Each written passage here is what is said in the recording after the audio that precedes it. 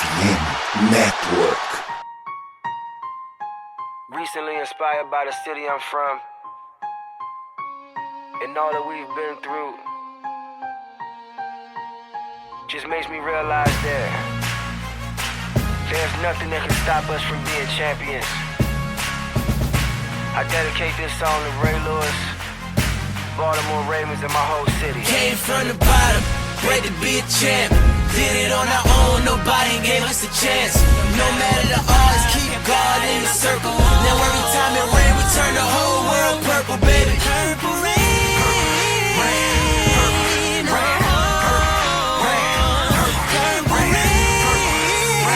Bom dia, boa tarde, boa noite a todos que estão nos ouvindo aqui da Casa do Corvo. Meu nome é Manuela Ravazoli, falando sobre o meu, o seu e o nosso Baltimore Ravens. E eu não tô sozinho, eu tô aqui também com o João Gabriel Gelli. Boa noite, João. Boa noite, Manu. Bom dia, boa tarde, boa noite para todos que estiverem acompanhando aqui. Voltamos depois de um longo período aqui ausente. Essa última temporada foi um pouco complexa pro Ravens e pra gente, né?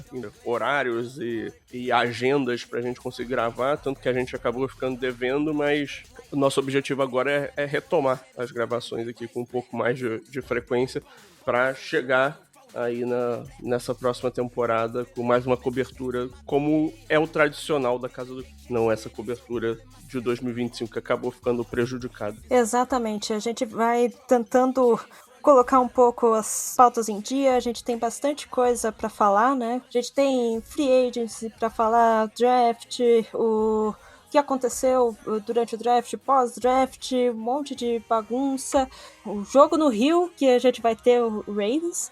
E vocês vão ouvir tudo isso depois dos nossos recados.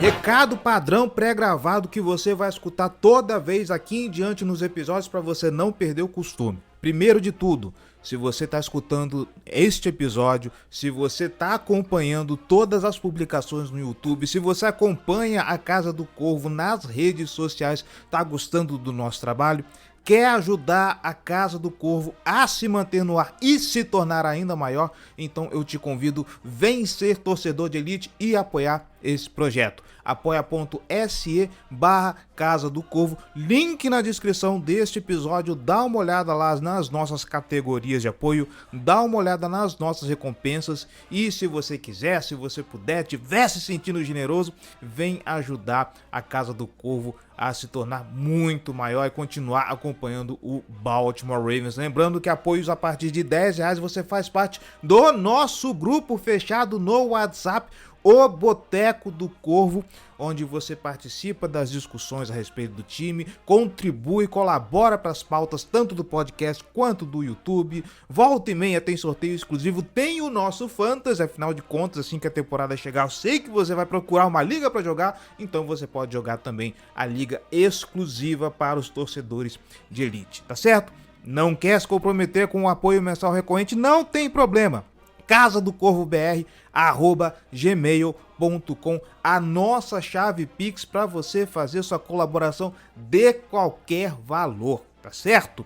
Não pode contribuir financeiramente? Não quer? Não se preocupa, não tem problema, a gente entende. Então você vai fazer o seguinte: primeiro, tá escutando podcast, seja no Spotify, Apple Podcast, no próprio YouTube Music, qualquer canto que seja, vê lá se tem ali uma condição de avaliação, de comentário, deixa a sua avaliação, deixa o seu comentário. Eu tô nem pedindo 5 estrelinhas, tô simplesmente pedindo para você ser honesto, porque assim a plataforma entende que esse conteúdo é relevante e distribui para as demais pessoas. E é claro, eu já falei das redes sociais, mas se você ainda não segue, tá perdendo tempo, tá?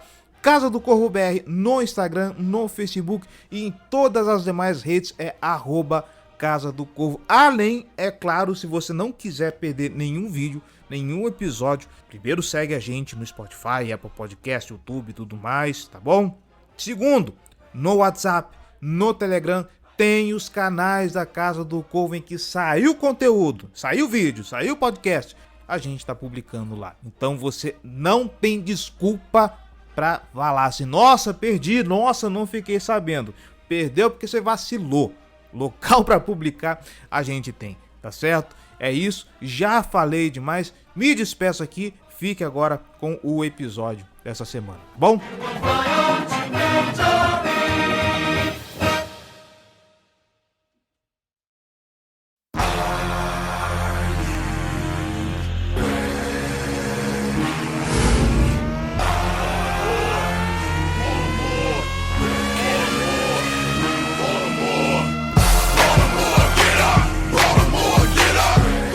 Vamos começar então pela primeira grande contratação, que foi um bololô que aconteceu antes, que era pra gente ter contratado o Max Crosby, o defensive end do Raiders, mas acabou tendo contratado o Trey Hendrickson, né, por 4 anos, 122 milhões de dólares. O que aconteceu mais ou menos para quem não tá um pouquinho perdido na história?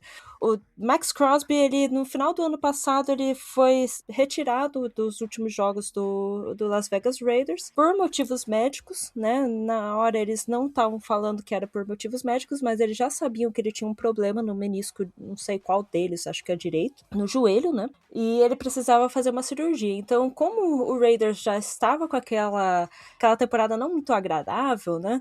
Eles preferiram deixar repousar um dos melhores atletas que eles têm, se não o melhor atleta que eles têm no time, para poder evitar qualquer fadiga, para poder evitar piorar a condição dele. E é claro que nenhum atleta gosta de ser retirado, principalmente no finalzinho da temporada, assim, por forças maiores. Por conta disso, ele teve um pouquinho aquele murmurinho lá de eu não estou satisfeito, não sei o que, tal. E, por fim, o Ravens resolveu dar uma investida. O que estavam dizendo era que ele seria contratado via uma troca com duas primeiras rodadas, né, desse ano e a do ano que vem. Mas o que aconteceu foi que depois de alguns dias essa troca que estava sendo finalizada acabou não acontecendo porque ele não passou pelos testes físicos do Ravens. Parece que depois dele ter feito essa cirurgia e tal, o departamento médico do Ravens disse que não seria uma boa continuar com essa contratação. Mas o Ravens não ficou por baixo, né? Foi lá e contratou o Trey Hendricks, que é um velho conhecido nosso, né? Ele veio do Cincinnati Bengals e tá aí para poder nos ajudar um pouco nessa linha defensiva que tá bem complicada, né, Géry?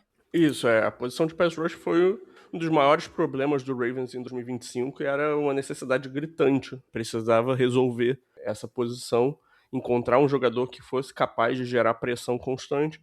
E o Trey Hendrickson, ao longo dessas últimas 5 temporadas, ele tem sido um dos melhores nesse quesito em toda a NFL. Um cara bem físico, que consegue converter muito bem velocidade em força, empurrar bastante o pocket e finalizar as pressões dele em sacks. Assim, no fim das contas, né, o balanço desse movimento, para mim, é que o Trey Hendrickson, em comparação ao Max Crosby, para mim ele é um jogador pior. Mas é um jogador que, primeiro, não custou 2 escolhas de primeira rodada, né? A gente vai falar aí do que o Ravens fez nesse draft, inclusive, né? A nossa primeira rodada desse draft, o Venga Ioane, ele não seria uma escolha do Ravens se o Max Crosby estivesse em Baltimore.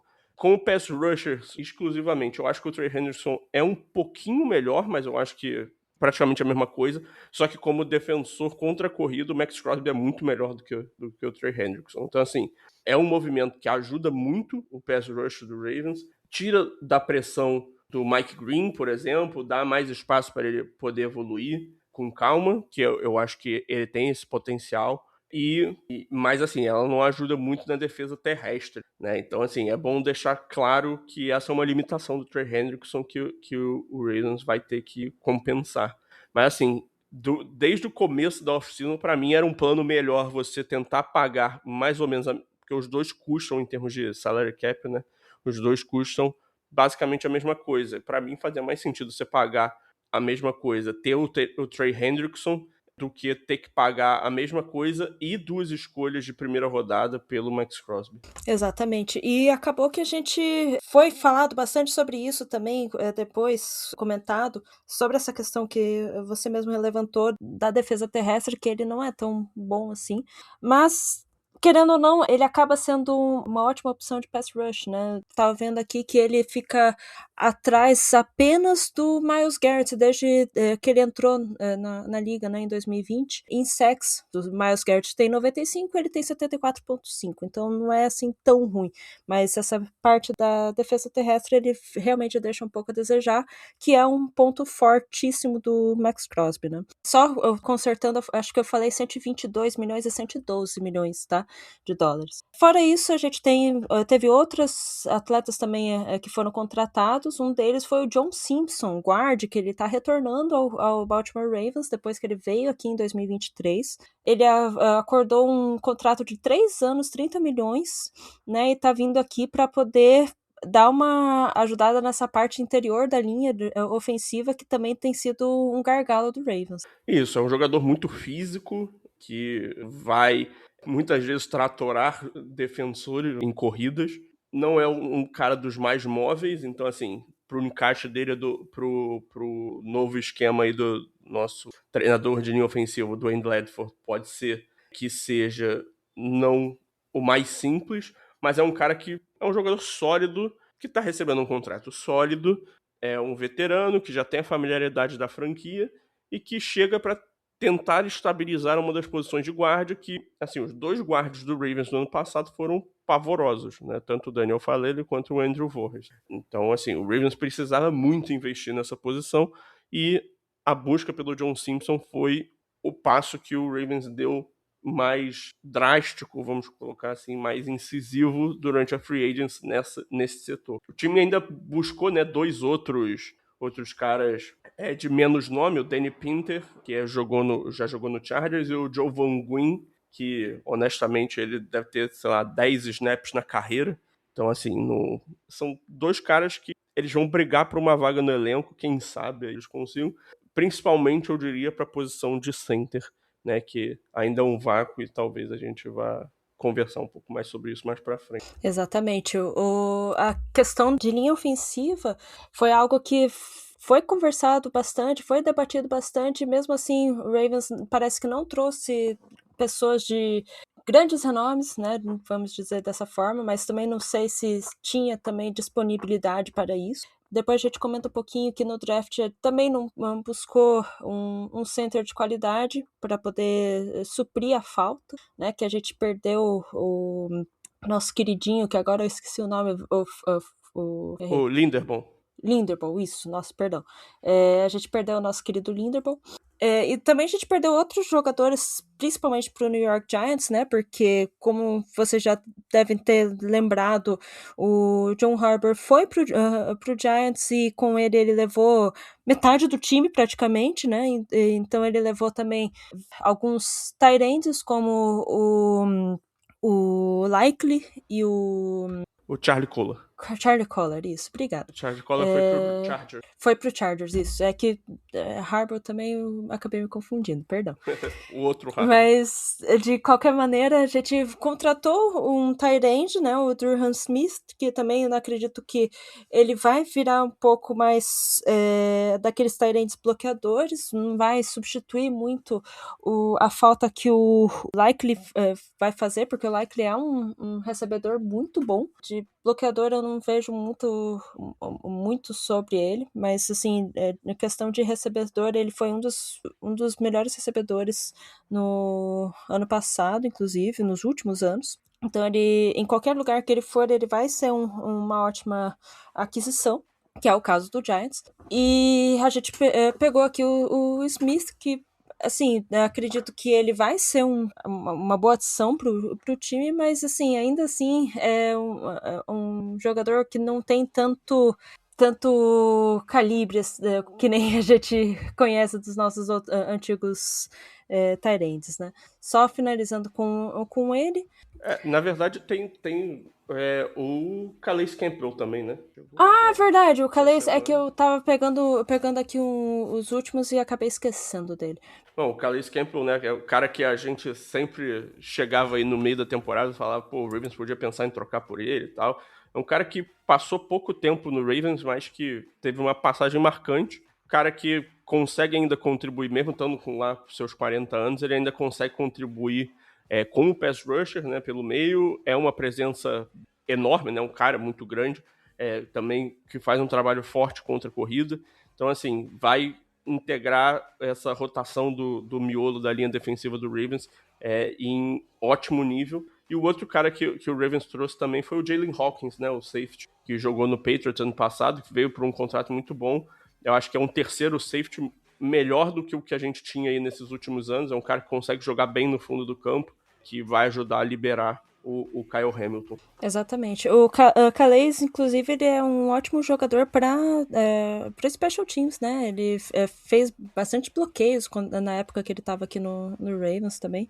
É um ótimo líder, algo que a gente está precisando também dentro do time, do vestiário. Principalmente agora que está com uma mudança brusca de coordenador ofensivo, defensivo, head coach, tudo, a gente precisa um pouco dessa visão veterana no time, né?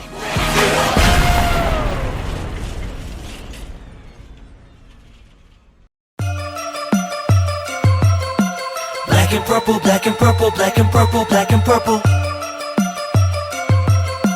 Black and purple, black and purple, black and purple, black and purple. Vamos passar agora então para o draft.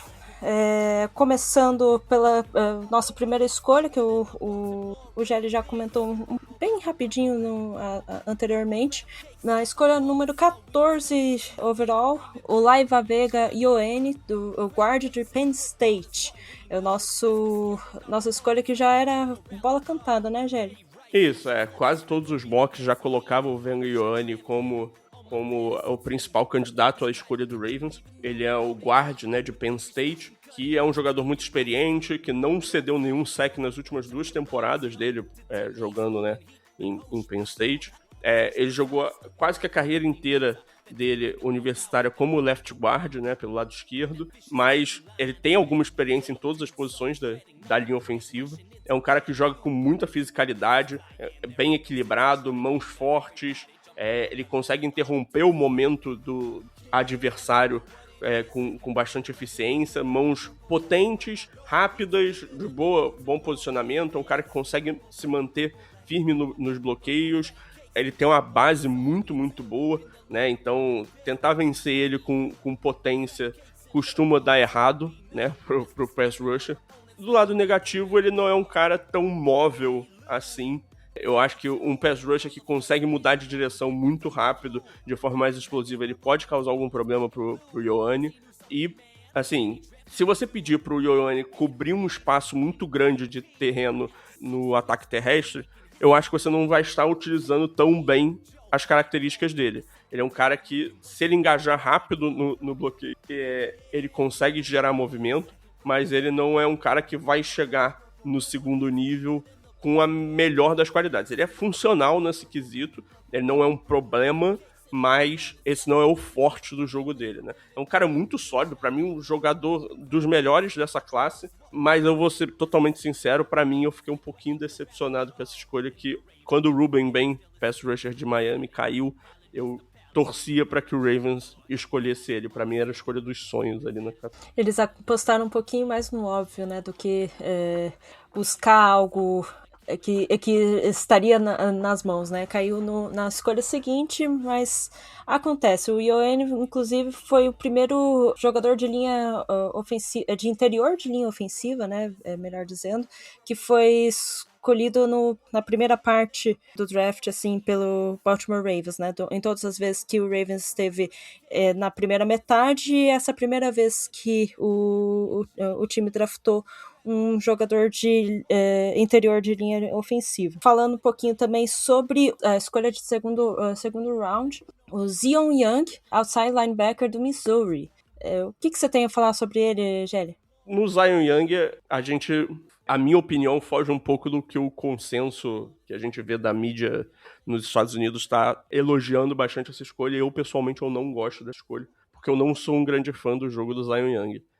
Para mim, ele é um cara muito grande, bem físico, muito forte. Contra a corrida, ele joga muito bem, ele consegue marcar a presença dele de forma bastante física, aí na ponta da linha, firmar, né, setar o edge. Assim, ele vai contribuir bastante nesse quesito contra a corrida. Só que como pass rusher, eu acho que assim, ele é absurdamente limitado. Ele tem o bull rush dele, que eu nem acho que é tão bom assim, porque eu acho que ele tem alguns problemas de explosão, nem sempre ele consegue sair da linha de scrimmage com um tempo de reação dos melhores. Eu acho que a explosão dele é um pouco limitada e isso impacta a conversão dele dessa explosão em potência para empurrar o bloqueador. Eu acho que é um jogador sólido que, assim, na faixa que ele foi escolhido, ele não me incomoda muito, mas eu, pessoalmente, não sou grande fã do jogador. Acho que existiam escolhas melhores que podiam ser feitas ali. Assim, pra mim, o plano perfeito do Ravens nesse draft era sair com o Ruben Bain na primeira rodada e com o Emmanuel Pregnon, guarda de Oregon, que saiu só na 80 e pouco pro Jaguars depois. Né, sair com esses dois nas duas primeiras escolhas, para mim, teria sido, assim, uma vitória incrível pro Ravens nessa classe. Dito isso, eu acho o Ioane um grande jogador, eu acho o Zion Young uma peça de rotação que vai ter seu papel, ele vai contribuir, não acho que ele vai ser um jogador horroroso, mas eu acho que o teto dele como pass rusher em si, eu não sou tão otimista assim. Outro jogador que a gente também vê falando bastante, assim, mas acho que é muito mais hype do que qualquer outra coisa, é o que foi draftado logo em seguida, o Jacoby Lane, escolha de terceira rodada, wide receiver do USC. Ele que é um dos maiores recebedores, acho que foi o maior recebedor no draft, né? Tinha grandes mãos, um dos maiores envergaduras do draft. Talvez tenha sido isso que chamou a atenção do Ravens, mas não é assim aquele recebedor que você fala, nossa, a gente precisava disso no time, né? Eu acho que a gente pode falar dessa escolha do Jacoby Lane e a do Elijah Surratt, que foi logo em seguida, né, a primeira escolha no dia 3 que o Ravens fez, meio que em conjunto. Porque são dois jogadores que são parecidos, né, no perfil. São caras grandes, físicos, que têm dificuldades para gerar separação, mas que são bons ganhando em bolas contestadas. Eu acho que o Jacoby Lane, ele é mais atlético, ele tem um pouquinho mais de potencial para gerar separação vertical, enquanto o Elijah Surratt, ele é um cara que tem um pouco mais de capacidade de gerar separação. Eu acho que o Surratt, ele é um cara que podia ter saído tranquilamente no dia 2, e para mim o Jacoby Lane era um jogador de dia 3. Para mim, assim, se você invertesse essas duas escolhas, para mim faria muito mais sentido. Eu acho que o Surratt é um cara que ele jogou majoritariamente alinhado por fora, mas que na NFL eu vejo ele com bom potencial para ser um cara desses grandalhões que jogam no slot e que causam estrago nesse sentido. Ele é um cara bem inteligente, que sabe se virar depois da recepção. Então, assim, é um cara que eu gosto. Para mim, é uma das melhores escolhas do Ravens nesse draft, foi o Elijah Surratt na quarta rodada, né? O wide receiver de Indiana. Já o Jacoby Lane, que veio de USC, é um cara muito grande, que tem alguma velocidade. Ele mostrou que ele sabe improvisar um pouco, mas para mim ele é muito cru, gerando separação. O pacote de releases dele não é tão bom, as quebras das rotas dele e a mudança de direção não são muito boas. Então, assim, é um cara que ele tem algum potencial, dá para lapidar alguma coisa, mas eu não sou tão confiante assim no que ele consegue oferecer nesse momento. E aí eu queria até interromper a sequência aqui para a gente parar e analisar esses 4 jogadores aí, o que eles têm em comum. Os 4 são jogadores muito grandes, bem físicos, e que, assim, para mim ficou muito claro nesse draft que o Eric DeCosta enxergava isso como um problema claro do Ravens de 2025, né? Que faltava fisicalidade, faltavam esses jogadores no ataque para ganhar a bola, nos bloqueios para abrir espaço e serem presenças físicas marcantes, e a mesma coisa na linha defensiva. Então, assim, para mim, o DeCosta entrou nesse draft com o objetivo de acrescentar tamanho, fisicalidade, força física, de fato, nesse time. Pois é, isso é uma coisa que pra NFL atual a gente precisa muito. A gente precisa muito de fiscalidade, porque somente inteligência não tá dando conta. Você ficar muito nessa de eu vou fazer um release, eu vou enganar o meu adversário, ultimamente não tá sendo o adequado, né? E assim, honestamente, se você tem um recebedor que ele não gosta muito de bloquear, muito de ser tacleado, tem nojinho de tackle, né? Você não vai muito pra frente com ele. Ele vai se lesionar logo e acaba que você perde alguém que é muito bom, né? Um cara que tem boas mãos por conta de bobeira dessas. Enfim, além deles, quarta rodada também a gente draftou um tight end, Matthew Hibner, do SMU. E de quinta rodada, só vou falando mais rapidinho também, o Chandler Rivers, cornerback de Duke. Outro tight end, Josh Cuevas, de Alabama. E um running back, Adam Randall, nossa, Adam Randall, de Clemson. O que você tem a comentar um pouquinho sobre eles? Pode ser bem rapidinho, se quiser. Tá, beleza. Essa era uma classe de tight ends que tinha muitos jogadores draftáveis, apesar de não ter muito talento de elite. Assim, eu acho que esses dois tight ends que o Ravens escolheu são caras pra compor elenco, por brigar por uma vaga aí com o Durham Smythe, né, que chegou na Free Agents. O Mark Andrews continua sendo claramente o melhor tight end desse elenco, mesmo com a queda de produção, principalmente como recebedor. Eu acho que o Hibner e o Cuevas, eles não vão chegar produzindo em alto nível já como calouros, como recebedores. Acho que os dois são jogadores razoavelmente completos. O Hibner, ele tem um teto maior por ser um cara mais atlético e que mostrou um pouco mais como recebedor nessas últimas 2 temporadas que ele teve em SMU. Mas é um cara um pouco mais velho também. Ele vai ter a temporada de calouro dele já com 24 anos. Então, assim, são jogadores que são de nível ali de um tight end 3, vamos dizer assim. Que é mais ou menos o nível do Durham Smythe. Então, assim, pra mim, nesse momento no elenco, faltava alguém de nível de tight end 2. O Hibner, por exemplo, pra mim foi uma escolha meio bizarra. Eu não esperava ele saindo tão cedo no draft, mas enfim. Já o Chandler Rivers é um cara que tinha muitos fãs por aí entre os analistas de draft. É um cara que é menor, né? Ele é exclusivamente um cornerback que vai atuar no slot, né? Vai ser uma opção como níquel, mas que joga com bastante inteligência, bom reconhecimento de combinações de rota, bom espaçamento e cobertura por zona. É um jogador que principalmente, né, nesse tipo de cobertura por zona, ele tem a agregar nessa rotação de cornerbacks, né? Que é bom lembrar, né? A gente selecionou 2 cornerbacks no dia 3 no ano passado. Os 2 praticamente não jogaram, né? Os 2 tiveram problemas de lesões logo antes da temporada, então eles nem fizeram parte, de fato, do elenco ativo durante o ano. Então o Ravens vai ter muita gente brigando por vaga aí na posição de cornerback. Inclusive, vale mencionar que o Chidobe Awuzie, ele renovou, né, contrato com o Ravens também, então ele tá de volta. Então, assim, o Ravens tem 3 cornerbacks um pouco mais experientes e outros aí mais jovens também que estão brigando por um espaço. As we're scaring our opponents like we're Edgar Allan Poe.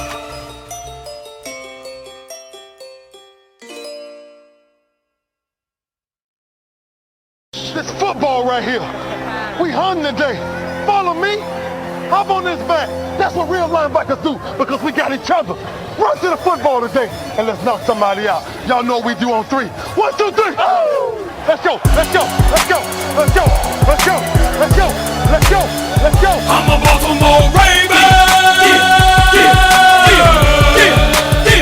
Finalizando com as últimas 3 escolhas do Ravens, o punter Ryan Eckley, o primeiro punter que foi selecionado no draft em geral e também tá vindo aí para substituir o Jordan Stout, que foi pro Giants, o Rayshon Benning, defensive tackle de Michigan, na 7ª rodada, e também na 7ª rodada, Ivan Bernstein, guarda de Northwestern. E com isso, Gélia, a gente consegue ver que não foi draftado center, né? Então já vamos abrindo a nossa próxima pauta, a primeira necessidade que a gente vê agora é um center, basicamente. Sim, e isso é um ponto até interessante, né? Que eu não sei o quanto que o Eric DeCosta está disposto aí a se mover por um center. Talvez ele confie bastante no Corey Bullock, talvez ele confie nos investimentos que foram feitos na posição de guarda, que vão ajudar a proteger o center, né?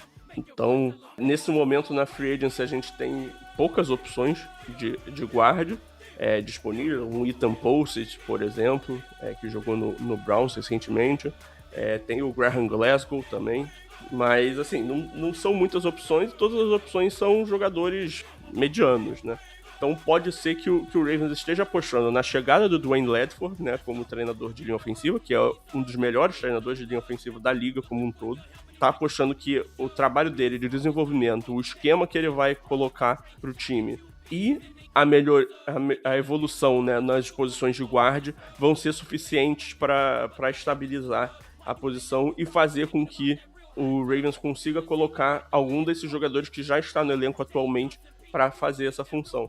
Então, assim, a gente tem o Corey Bullock, que é um cara que sempre que ele teve a oportunidade em pré-temporada contra adversários piores, né, de qualidade, é bom sempre fazer essa ressalva. Ele teve desempenhos interessantes. E tem também o Danny Pinter, o Jovon Gwyn, que a gente mencionou, que são dois jogadores que chegaram na Free Agency. E nunca se sabe, né, se pode ser que aí o Ravens esteja pensando em migrar algum outro jogador para guarda. Vai que o Emory Jones vira o guarda. Assim, não acho que isso vai acontecer, não acho que nenhum outro jogador tá nessa briga, mas vai que o Bernstein aí, que chegou de Northwestern, também pode entrar nessa briga, não sei. Nesse caso é puramente especulativo, não acho que vai acontecer nenhum deles participando da disputa na prática. O Bernstein, inclusive, é um jogador de 26 anos já como calouro, tá? É bizarro. Contrataram um jogador mais velho, alguns caras que estão na liga já no segundo contrato. E eu queria só fazer mais duas observações sobre o draft, né? O Ryan Eckley era o principal punter da classe na visão do Dane Brugler, né? Que obviamente eu não avalio Panthers, então não tenho a menor ideia de qual era a qualidade da classe e tal, mas ele era o principal jogador e tinha uma nota de 6ª rodada de acordo com o Dane Brugler, né? Analista de draft, um dos principais analistas de draft, o cara que mais assiste os jogadores em toda a mídia, repórter lá do The Athletic. E o Adam Randall foi uma escolha feita pelo Steven Bisciotti, né, o dono do Ravens, que teve uma off-season movimentadíssima, né? Ele teve todo o processo da demissão do John Harbaugh, o processo da contratação do Jesse Minter como novo head coach do Ravens, e agora também participou ativamente do processo do draft, tendo o poder de fazer uma escolha e fazendo dela o Adam Randall, né, o running back de Clemson, que era um jogador que era um wide receiver quase toda a carreira dele universitária, e aí virou running back no meio de 2024, basicamente só foi titular como running back em 2025 lá em Clemson. É um cara que tem algum potencial para se desenvolver, principalmente como alvo saindo do backfield em jogadas de passe. Essa off-season pro Biscotti foi assim um divisor de águas, né? Finalmente precisa mudar alguma coisa, né? Então, ter feito mudança, tantas coisas que ele mexeu mesmo, é significativo nesse sentido. E esperamos que isso dê frutos, né? Porque, assim, é difícil pensar num primeiro ano de reconstrução, um time forte, mas a gente tem elenco para poder conseguir pelo menos alguma coisa, pelo menos não estar entre os últimos da NFL, né, os últimos da liga. Mas continuando também, eu tava vendo aqui uns nomes que estavam disponíveis, estavam falando aqui sobre 2 nomes de edge, não sei o que você concorda com isso ou não. O primeiro deles é Jadeveon Clowney e o segundo é Cameron Jordan. Você acha que eles estão capazes de fazer parte do time? Você acha que com o cap que sobrou tudo, dá para colocar eles? São boas opções? O que você acha? Assim, em termos de cap, o Ravens tá tranquilo. Não acho que esse seria o problema, porque seriam jogadores que, de certa forma, seriam mais baratos. Mas, assim, nesse momento, o que o Ravens tem de pass rusher? A gente tem o Trey Hendrickson, obviamente, o titular. O Mike Green, que precisa ter espaço, porque, assim, ele mostrou sinais promissores como calouro, apesar de ter alguns problemas, né? Teve uma temporada de calouro sólida, e que ele tem potencial para ser o nosso principal pass rusher em termos de explosão, contornar o arco, estressar tackles verticalmente. E, para mim, ele é um jogador que precisa estar em campo com frequência, ter bom volume de snaps, mas também precisa ser preservado em situações óbvias de corrida e tal, que não é o grande forte dele. Já o Zion Young e o Tavius Robinson vão ser partes frequentes da rotação, certamente, e os dois são muito bons contra a corrida, são jogadores mais físicos, que conseguem empurrar bem o pocket e vão contribuir mais nesse sentido. Então aí a gente já tem 4 jogadores que vão compor essa rotação. Eu não sei se faz muito sentido o Ravens investir um dinheiro maior em algum pass rush. Eu até gosto da ideia do Jadeveon Clowney, tá? É um cara que já teve sucesso em Baltimore, é um cara que jogou em bom nível ano passado no Cowboys. Então, assim, ele pode contribuir ainda sem tomar tanto o espaço de outros jogadores. E ainda tem a questão do Adisa Isaac, né? Que, sei lá, se ele finalmente vai chegar aí pra NFL. Parece mais uma escolha jogada no lixo lá na terceira rodada de 2024.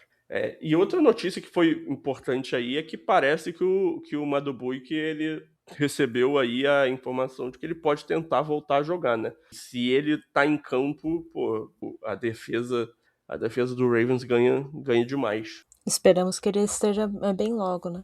Você acredita que colocar um tight end agora também foi feitas as escolhas no draft, ok, foi contratado o Smart, mas assim, tem um Njoku disponível. Você acredita que seria uma boa ir atrás dele? Acha que não, por dinheiro, o dinheiro é muito alto para conseguir tê-lo? Porque ele é um jogador bom, né? Ele é um jogador que estaria cobrindo aí uma falta que teve nessa off-season, né?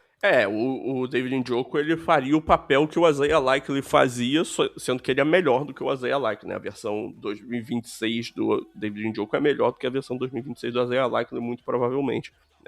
Então, assim, seria uma contratação que agregaria, só que, assim, o Ravens tá com essa posição de tight end, ela tá inchada agora, né? Por conta das 2 escolhas de draft, o Durham Smythe, o Mark Andrews.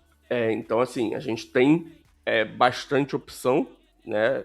Não que eu seja grande fã das opções, mas, por exemplo, trazer um David Njoku é praticamente garantir que você ou vai ter que cortar um dos seus calouros, ou você vai ter que levar 4 tight ends para a temporada, que não é muito o perfil do Ravens. A gente levava, em teoria, porque a gente levava o Patrick Ricard, né, que era um híbrido de tight end e fullback, enfim.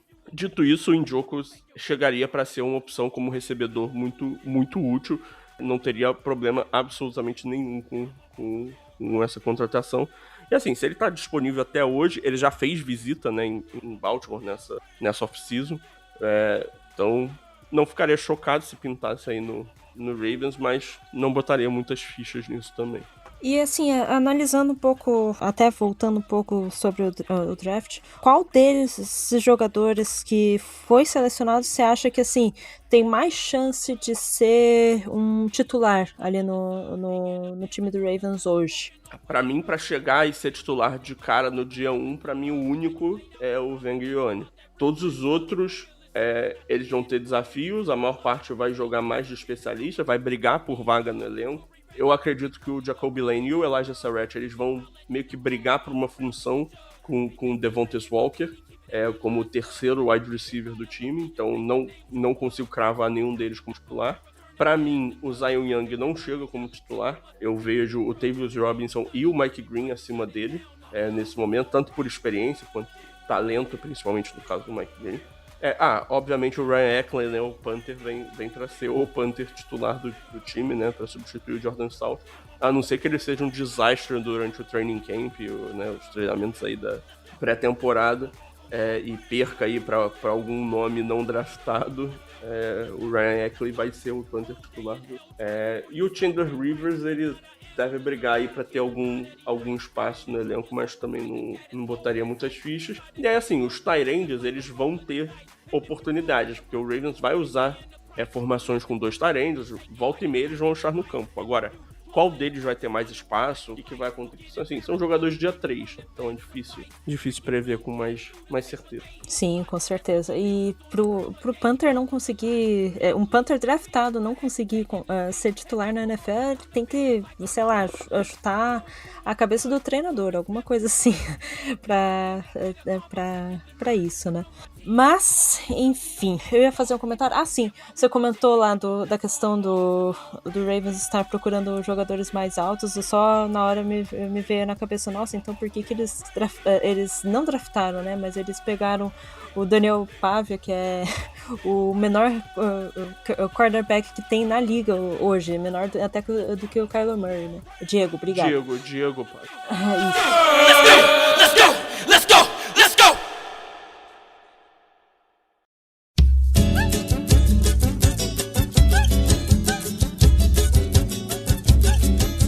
Vamos agora pro último bloco para poder falar um pouco sobre o Real Game que a gente tanto estava esperando. No dia 1º de abril foi anunciado, assim, um comentário sobre isso. A gente até ficou, poxa, mas o Gelli mesmo comentou, nossa, mas isso não teria nenhum sentido ser uma brincadeira de Dia da Mentira, porque não é para ser uma coisa engraçada isso, né?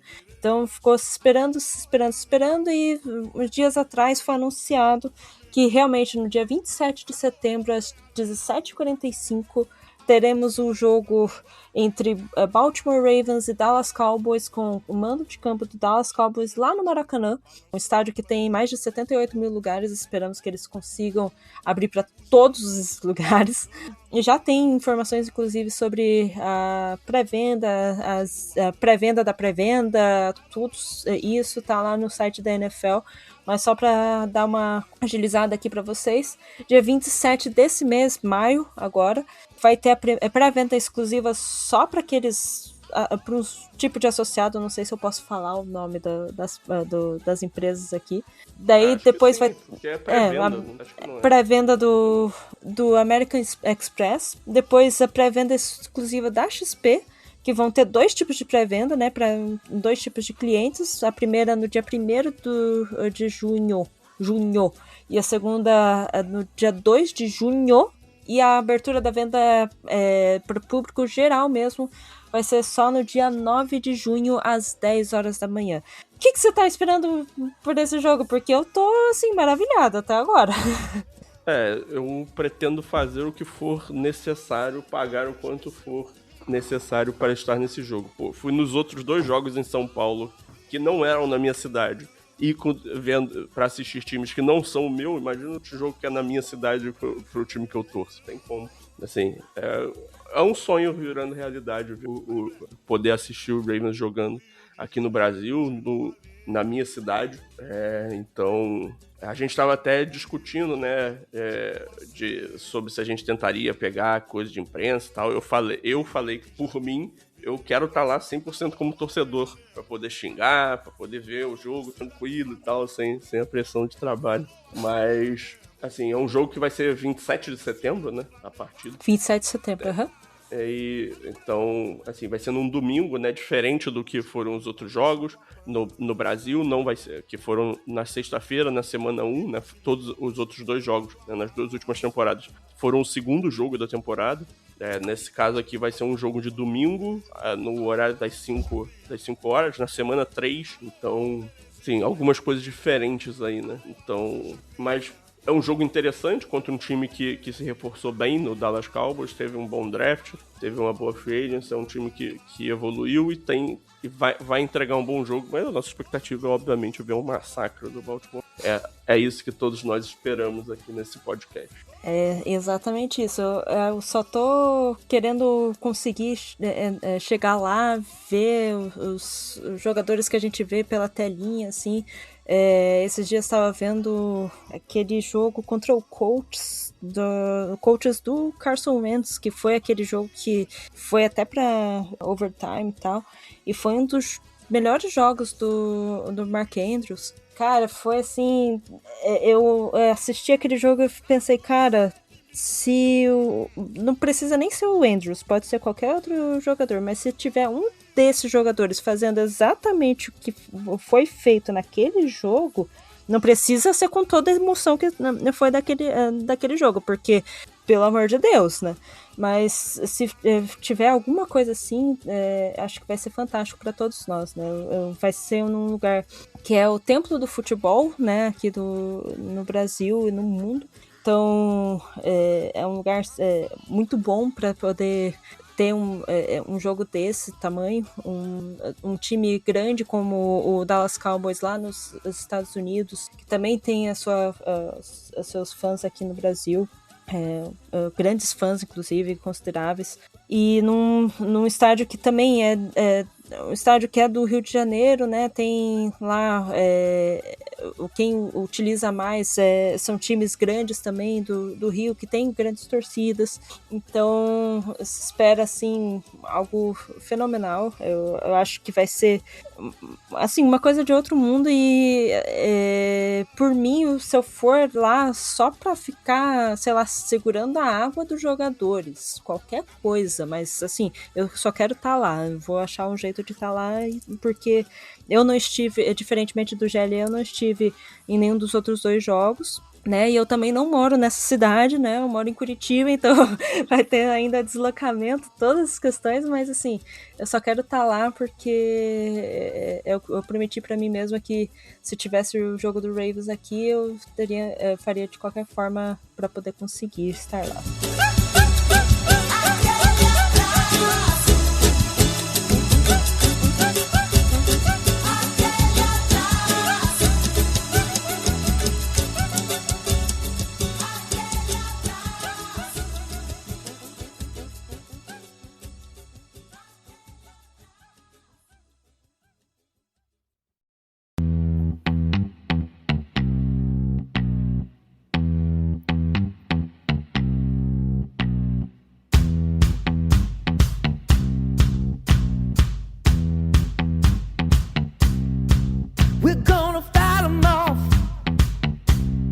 Mas enfim, né? Conseguimos terminar o programa de hoje. Algum comentário, alguma coisa?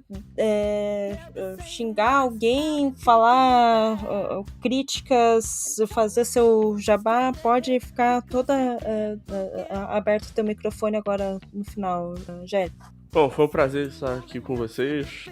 Estamos voltando, né? Então, readquirindo o ritmo, né? Você se adaptando à nova função. Então, espero que todo mundo escutando aí tenha curtido o episódio. A gente tentou ser bem ágil, né? Para passar por tudo que aconteceu aí nesses últimos meses de off-season.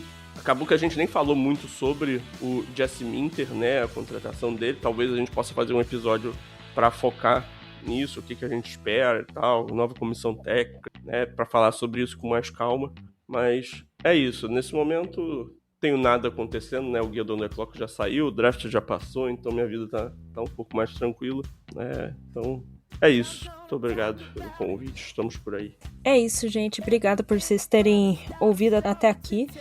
E obrigada por você estar aqui, Gélio. Obrigada, Rodrigo, por estar nos acompanhando como editor do podcast. E obrigado por você que está ouvindo nós. Siga as páginas da Casa do Corvo em todas as nossas redes sociais, no Twitter, no Facebook, no Instagram, tudo tal. E até o próximo programa.